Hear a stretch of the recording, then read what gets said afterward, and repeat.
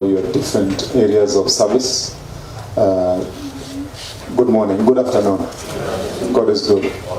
And all the time, thank you very much. So, to begin with, the model I would propose we adopt in running this discussion onwards is that I don't become the keynote speaker, as is normally the tradition. And then after the keynote speaker has spoken, then the gathering is closed or is ended. That is not the way we envisaged this to be like. I thought that you would invite me, as Julie did, just to share what my thoughts are, and then open the discussion.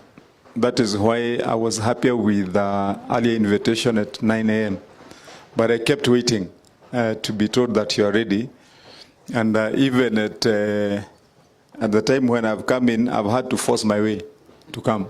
Because when I asked the last time, I was still told that you're still not ready because there are some people that are being awaited to arrive.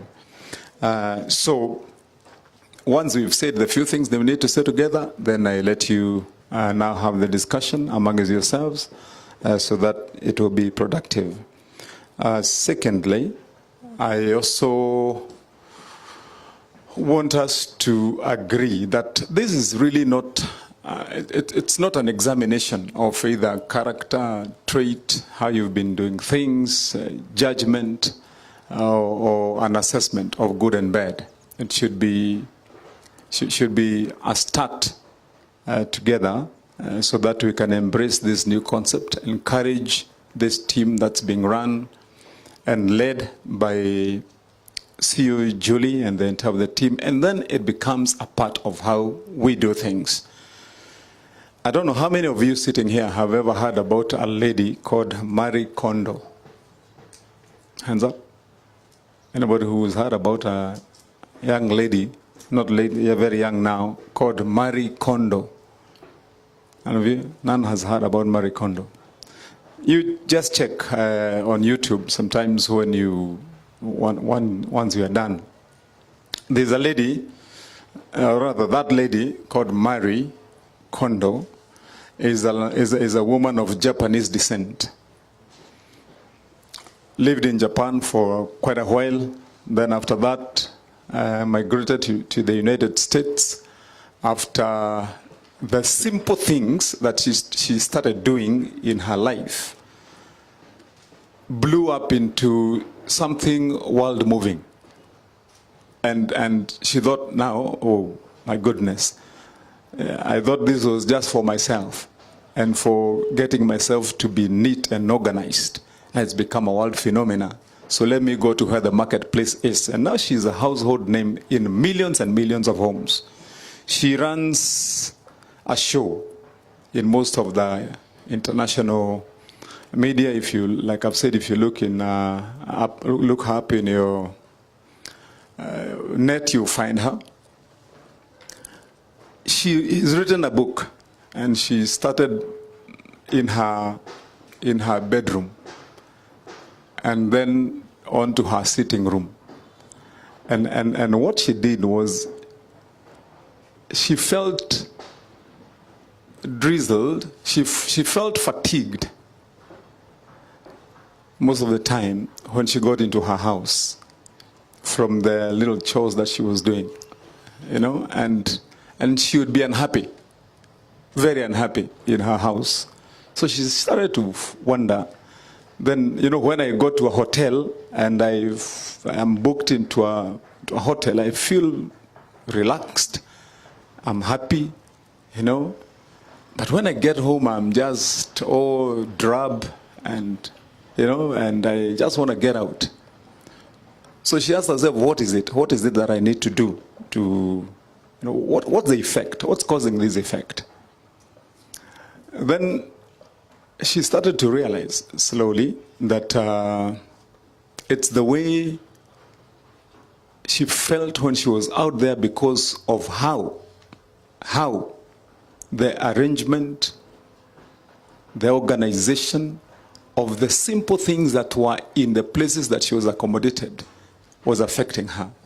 But when she got her into her house, she never had this thing in her that would tell her that an unwashed cup there and a garment on the floor that's uncleaned and a bed that is unmade there, and pieces of unconsumed ugali, but for them they eat rice, strewn there, can cause you to be sickly. So she started an intentional routine of ensuring that she replicated what she found things, how she found things done in every five-star hotel that she went. She said, let me try to do it in my very simple home. By the way, Japanese live in very simple homes. I've lived in Japan myself. They live in small cubicles like this. They don't have, because of the size of the land, not that they don't have money. Then she realized that this thing is changing. Now she starts to like her home because, she must clean up. She cleans her cups, organizes them neatly. Any uneaten food thrown out, organize everything. Then she gets in there into her small room and starts to feel, it feels almost the same like when I'm in a five-star hotel. So she started a program and has written a very famous book that has sold in millions and millions of copies, which you can also take up for yourselves and read. It's called The Magical Power of Tidying Up. The Magical Power of Tidying Up. Take time, read it. She also runs a program. And that is how you start to influence your own culture. Your own culture. Such that it becomes your second nature to get things done and get things done right and correctly. So I want us to then switch into that mode for you to conceptualize what is this that we are trying to achieve. We are not trying to bully beat people who didn't get things done in our earlier undertakings as a county government. When I came in here, I decided to do a bit of rounds, most of you remember, to see how does this county look like. What is it that we are taking up? Then I told this story before here. We went to our building there, Red Nova. And when we went there, first floor, second floor, third floor, and I would find officers that I didn't know, and now I know them. They are the famous guys now sitting here, some of them like Ruinge, this is in Koroi. I hope you've done a bit better in your office now, Nyaga, and others. And I went to some offices in Red Nova, and most of you go there. And I find an officer sitting in his office, and here the new governor has come in. So the gentleman is upright, waiting for the governor to come in, knock, hi. What do we do here? Then when you look around, the office that the guy is standing up in, as I've commented before, even the fluorescent tube that costs nothing cannot turn on if you switch it on. And he's standing in a careful position just in case any of the files that are dangling dangerously, full of dust, that you can't, are all hanging there, threatening to fall. And this gentleman is standing there to welcome you as the governor, that this is the office that he operates in. During our inspection of projects, I went to inspect projects around. I went to Githongori here. When I went to Githongori, you find an innocent man who was contracted by us. There, fallen, tells his story that I got a contract here, governor. This was in the year 2014 to build a fire station for this county government. And I took a loan, I did what, blah, blah. Here I am still in station in the year 2022 from 2014.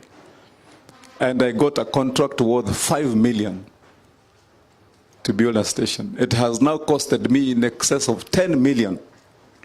And I'm still grappling in courts and being threatened by auctioneers, and I no longer have a family life because we took up loans, and my family now is involved in all this, and we are all sad. Reason?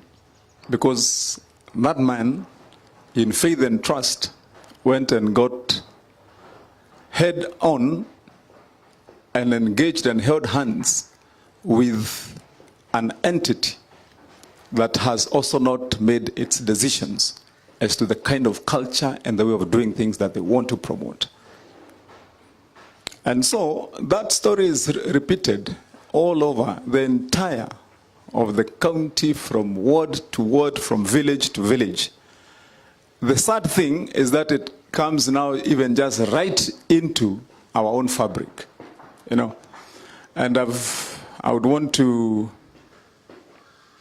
also add this as I finalize with the C-mile itself, or the comparison, that once all is said and done, and you have been on board that train, taken that journey together with those passengers, traveled with them day in, day out, for a year, for 3, for 5, for those of you that have been here across regimes, then that becomes your culture, it becomes your character, it becomes you.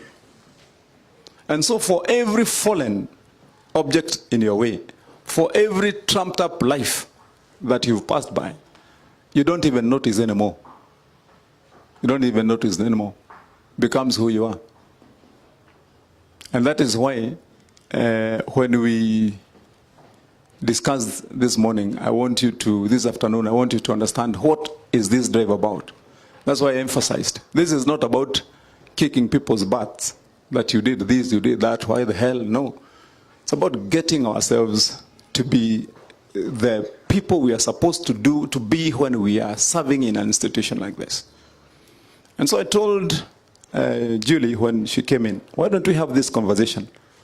Start up anew and say, when we sit together and say we have conceptualized that we want to build a hospital in Thika, in the other place, that we want to build an ECD center for the children who are in our less well-to-do areas, then that is what we have said we'll do. It is what we do it and deliver it and leave that scene and go to the next place.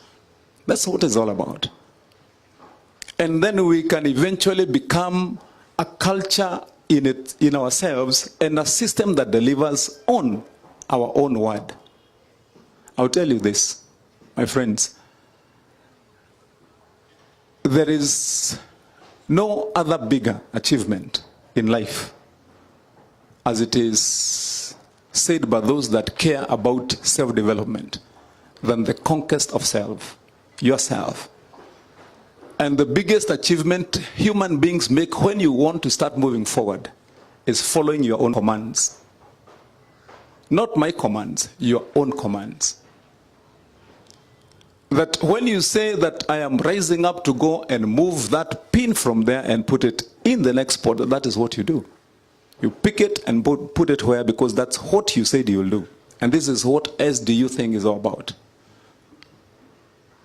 Because the struggles that she's facing and the team that we'll have to talk about in a few minutes is really all about the absence of that. I sent Julie and the team to Limuru. Our instructions have been simple to Julie and the team. When you go to Limuru, we started a level 4 hospital. We've been going around in circles in that facility. Nothing has been done. So what are you going to do? Go there, look for that contractor, have a discussion with him, enter into a termination contract, let the person leave. But is that in the first place the reason why we started that engagement? Is that the reason? That isn't. And so I want us to agree then moving forward, having that in our minds, that all those things that you have seen Julie saying here, all fold up into that one story. They fold up into that one story. And each one of you have had us being called out to stand up. Planners are here. Procurement officers are here. Architects are here. Engineers are here. All of us in the various engagements and various professions that we are in. So when we place our advert as a county government and we say we want to get an engineer, and you have applied to us to be an administrator, you have applied to us to be a structural engineer and a planner and a valuer, do we come in here to join and form an orchestra to play a symphony or a cacophony? That should be our question. But if we are to be judged or judge ourselves right now, the trail behind us is a cacophony. It's a noisy affair. That is why we have her seeking to terminate contracts in Lari, to terminate a contract in Lemuru, to terminate a contract in Wangigi, in Karori, in all over. Yeah. That is the story we want to change with this engagement. And so, for all those things that we have agreed, we have been told here by Julie, I want to probably summarize them in the following manner. One, as a team, I don't think that this engagement here should be an event to be advertised. This should be the norm. That team should not comprise and be only of the few individuals that you're working with. It should be an all of us thing here, whereby there is a discussion, there is an engagement with all of you, there is the role that each one of you knows you're going to be playing for this to happen. Two, if for example, in the departments where we are all assigned, and I want to use the ECDs as an example, where we have, let me use the education generally, where we have Chief Mkoroi, we have Mercy, Waziri, I don't think, was she informed? She's somewhere else, that's all right. When you conceptualize to build an ECD class or center for that matter, then what do we expect of our procurement person? What do we expect of our engineer? What do we expect from our project managers until you have a product there? I'm sure most of us followed all those issues raised. Oh, the colors, oh, the what, oh, the flow, oh, the what, all those things. Yet, all that is doable from the word go when there is proper coordination between every player and passage of information, and everybody plays their own role. One of the sins that we have committed is starting to, and that's why we called ourselves an orchestra that plays a cacophony. Because then the train takes off, this is where we want to go, but nobody knows other than the people who have started the journey. And what we are trying to do in between is to correct as we move. Or look at that, or look at this, look at that. So first, as we move on, we need to agree on a standard. What is the standard? If it is for ECDs, you, Chief Mercy, Julie, and the rest now of the team, we agree that this is the standard. That is part of what I tried to insist on earlier a lot. Can we have one model with all the specs clear, including the 3D impressions and every other aspect of that facility? Then share it, such that when the engineer, when the procurement person, when the contractor is taking that document, they have a model there, and everybody knows that the blue line is going to be 5 centimeters from the fascia board. And that is known to be the standard. And all these other things you can be able to achieve. And then, moving from there, once you have gone through all these other processes, I'm trying to be brief, of procurement, then you now come to the implementation. That everybody knows that the implementation of this job is being done by Mr. B here. And because he's doing it, we expect him in 3 weeks to be here. And in the 5th week to be here. And that is all agreed upon. That everybody knows that. And then we come to the other now facilitation bit. And that is where ourselves we come in. Other than them, what we expect them to do ourselves. We've had incidents here, and I want to refer to Mercy here. We've had incidents where you find that the chief is complaining to me because she wants to move at 100 kilometers per hour, but some of us wants to move at half that speed. You know? And for example, if it is when payment has been okayed, what role in facilitating that payment to go back to the owner, to the contractor, have we played in between? And these are issues that you must all agree to deal with as our team for us to achieve this. There are countless times you find that we are literally stuck with a whole bunch of documents to facilitate contractors because of reasons that can be dealt with just out of will. No technicality, no nothing. It's just that there's no will. Simple. Until you find that somebody has received a call from the governor. Why do we have this? Oh, we are going to go tomorrow. Or we are going to facilitate this. Then you hear it happened. It happened.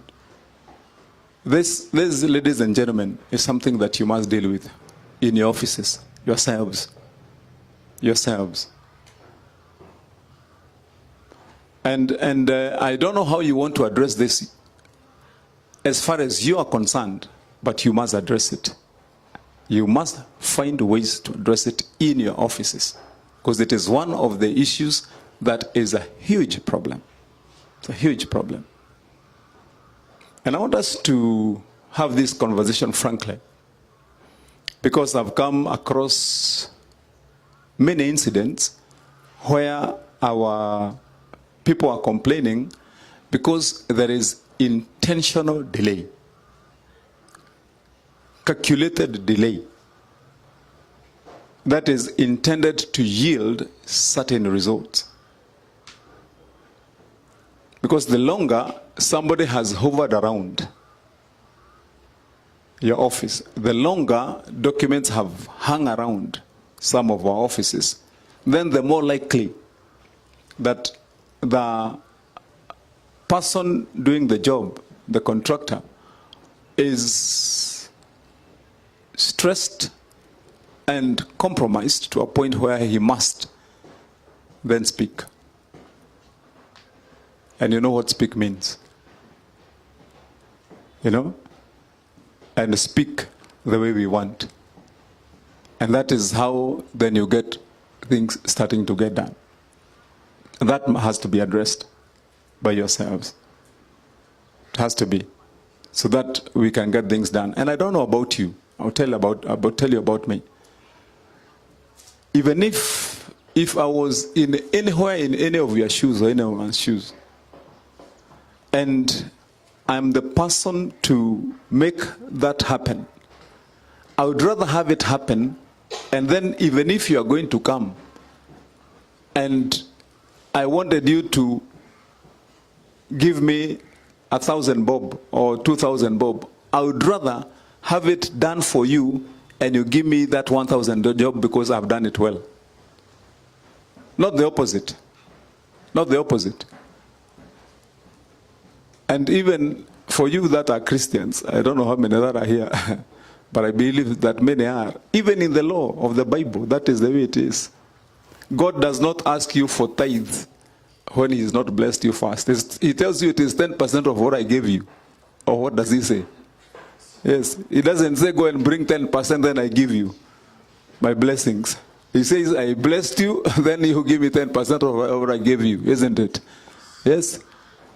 So this story of us putting brakes on people's operations, on their payments, on processing their documents, so that we can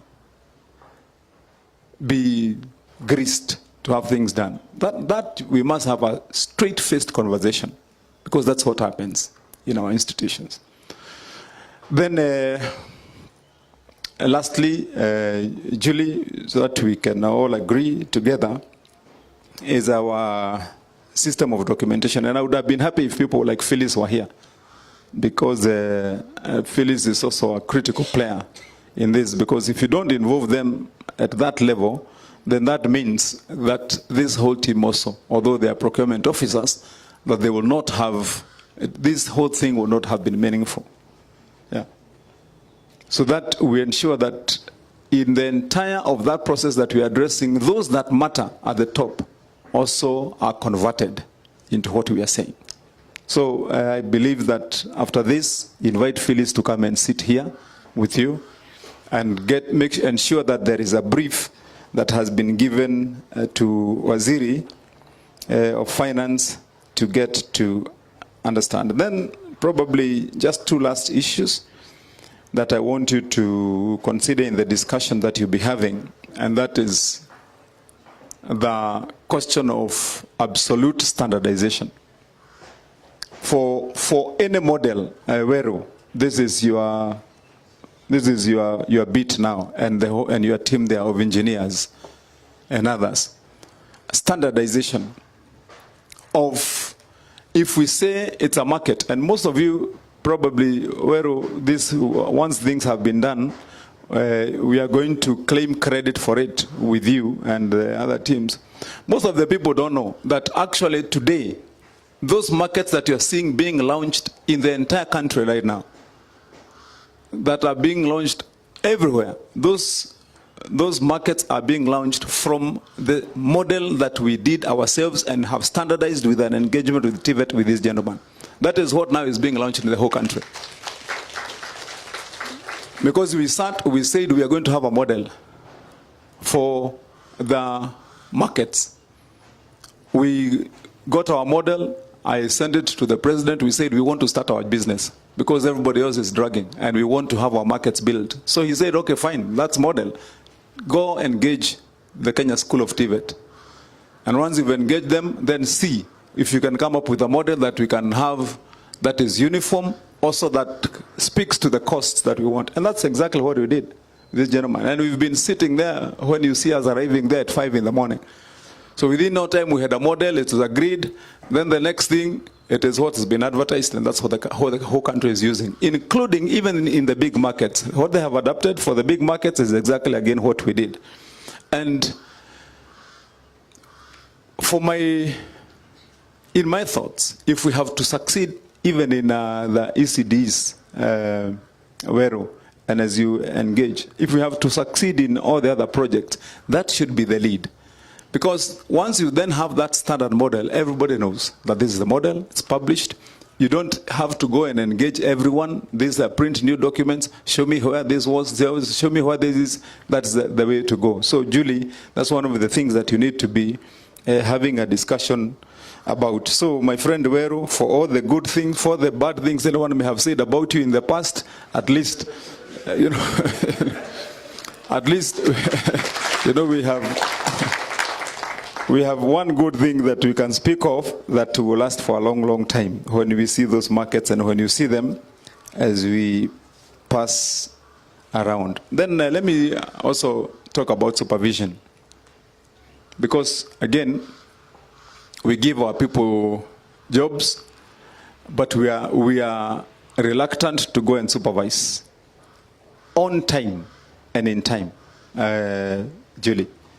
So if a contractor is building their building there and we are waiting until when they come to report to us now that I am there, come and see, now I'm here, come and see. That will not happen. Not in the environment we are living in until all the wheels are turning at the same speed. And what I mean by that is not until everybody is responsible enough. But because you yourself, you are responsible, go see. But other is going to tell somebody, come now and correct, because your lines were supposed to run at half height, you are at quarter height. It's expensive. It's not invitational. It's not impressive. It's not self-motivating. So go in time, correct, and tell them do this and that and that and that, at the right time. And that way we are likely to have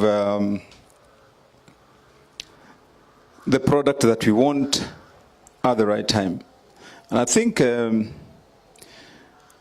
probably then let me also mention about branding. Because that's something I'm very passionate about. And as most of you may have noticed since I came in, you've started seeing a sense of branding for the county. I don't know whether you have. If you've not, I'll still continue until you see. You notice there's a sense of branding now. That if you come into the county headquarters, you can see that this is the brand of the county government. That if you go around our ECD centers, that you can see this is the brand of the county government. That as you see our truck passing by, you can see that this is the brand of the county government. As you go to our hospitals, you can be able to see. Branding is a powerful marketer of not who we are. It's not for sale. It is for the culture of what we stand for. And I hope that I have disciples and I have convertees in this. That we need to send a message that is different. I don't know about you, one more time, but I've said again to you as my people when we were speaking here. How do you feel when you go out there to Raya and people describe that huyu anafanyanga kazi kwa kanjo? How does it make you feel?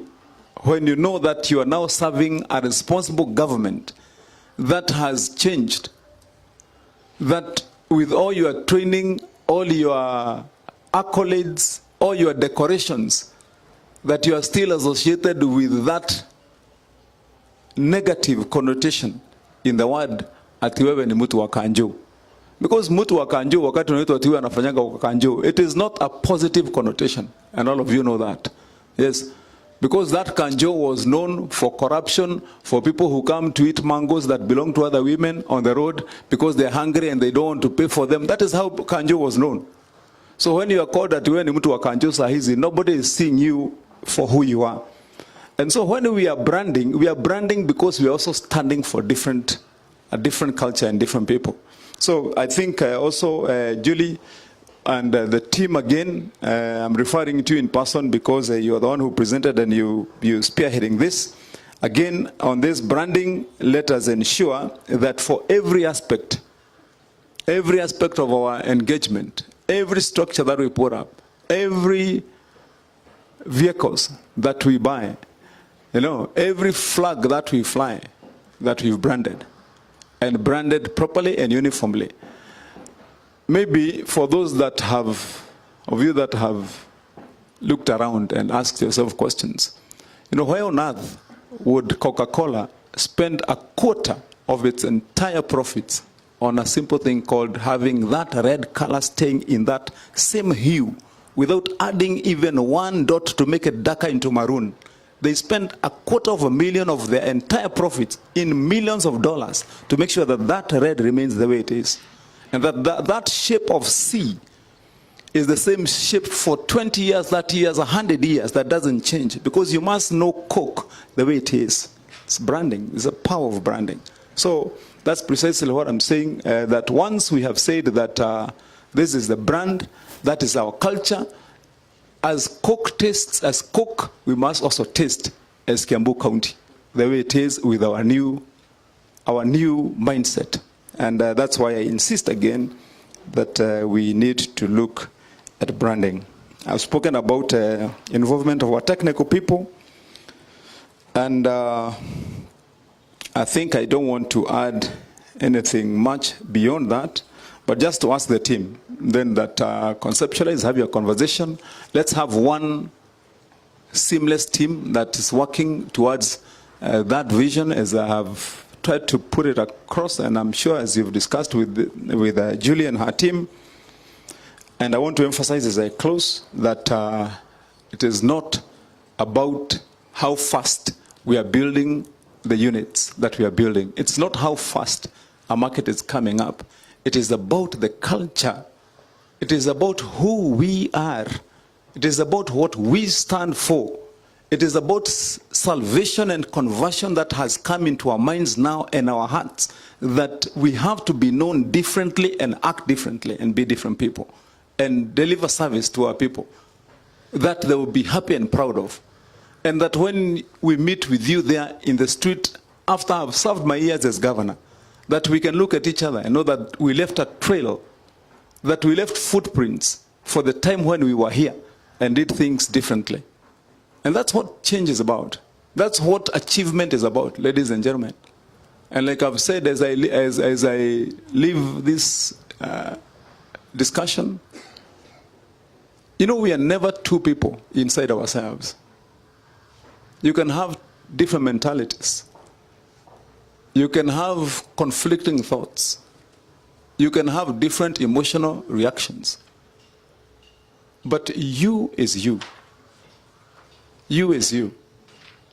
And you is an accumulation of those little things that we do today, that you'll do tomorrow, that you'll do the year after. That becomes you. For those that listened to our conversation that when we were here, I asked our colleagues that we work with, how does somebody start being defined or called a local village thief? How does somebody gain that title? Because, you know, last month he was rumored to have been seen carrying an egg from a woman's house who is a neighbor, and he doesn't have chicken. And another day he passed nearby somebody's house and something went missing. And then again he was seen wearing a shirt that he never bought. And those cumulative actions and acts put together give you a description. But even more is that it also melts into you, boils and solidifies into something that is called character. And that character becomes you. And this is the message, my friends, I'm trying to pass to all of us. That you cannot be good here and bad in your house. That you can't be a performer and achiever in your house. That you get your kids up in the morning on time and inspire them to be people who will change this country, and then you come and ruin the county. The two don't work. They can't work. You can't come here with a mentality and say that I'll be stealing, that I'm going to be irresponsible, that for every thing that has to be done to a citizen, I will stifle them and take their money and not deliver. And then you say that, by the way, I'm going to have the most upright children because I'll talk to them and inspire them and they'll see me every day in time. That doesn't work. There is no conflict in life about who you are. You're the same person. So don't be astonished. As I said here again, when you find that the guy who staggers to his house at midnight from a nightclub is the same guy who is the last in the queue waiting for bursary that has not come. Don't be surprised when you find that the guy who dies of neglect, maybe diabetes, there are people who die of it, you know, who are trying. But the guys who will die from coagulation of their veins and arteries will be the same guy who is the last in the nightclub eating nyama and neglecting their children. And by the way, he is very likely to have the same children he is likely to be the same guy who will suffer the fate of having his child in police cells, because he was never there. These things don't leave each other. They don't.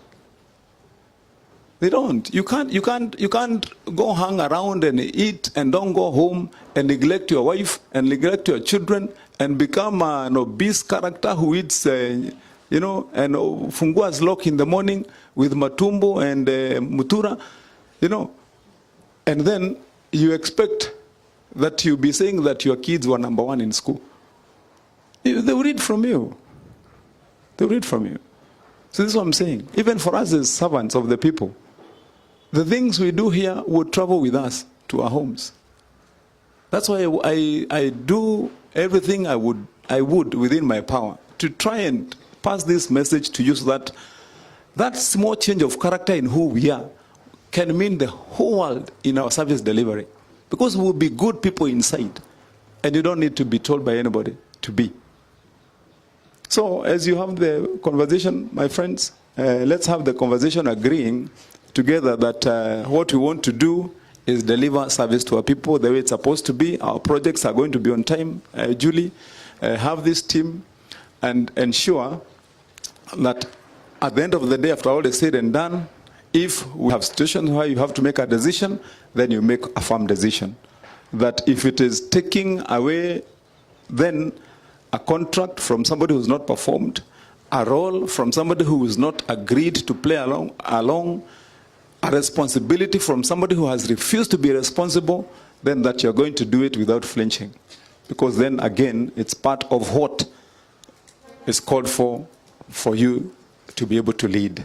So, nyinyi muendelee, Mungu wabariki jameni. Asanteni.